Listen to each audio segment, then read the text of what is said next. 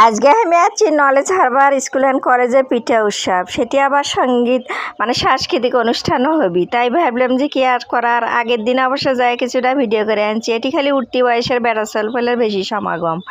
তো যেহেতু 18, 19, 20 এই 3 দিন থাকবি, সেহেতু আসলে খুব ভালোভাবে জমজমাট হয়নি। এটা গতকালের এই ফুটেজ, আমি গেছিলাম না বেড়াবের যদি দেখে আসি, তো তখন এটা আমি ভিডিও করছি। তারপর আজকে যাবার চাচ্ছি, এখন তা এক করছে হচ্ছে না। পরে গেলাম, এটা আমাদের আসলে পাড়া প্রতিবেশী এক ছোট বোন হয়, তাই আমি করছে যা পা ইয়ে খাবেন না, পিঠা খাবেন না? আমি কোনো অবশ্যই খামো, তো তাই না ভিডিও করি।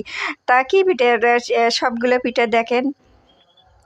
যাই হোক, এই স্টলটা এনা জমজমাট আসলো। আরগুলো আসলে কি পিঠে বানাচ্ছে সেটা ধার দিয়েও যাওয়া যাচ্ছে না, গেলেই খালি করে চা পালেন না পালেন, সগলি কি থাকে তো লেওয়া সম্ভব নয়। সব পিঠে যদি পছন্দ না হয় কেমনি করলেই কন।